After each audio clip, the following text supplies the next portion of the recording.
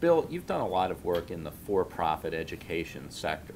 Could you tell us a little bit about the sector and some of the deals that you've worked on and observed recently? Sure.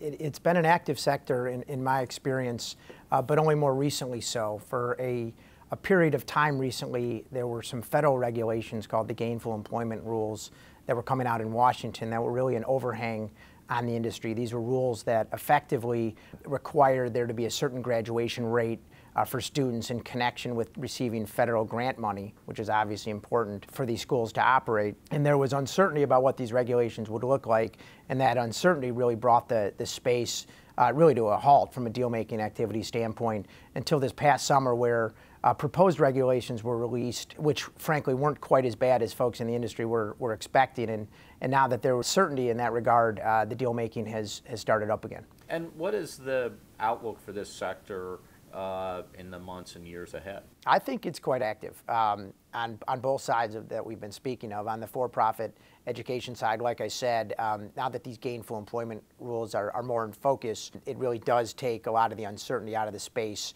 and I think people are beginning to think about deal-making activity in a pretty robust way now.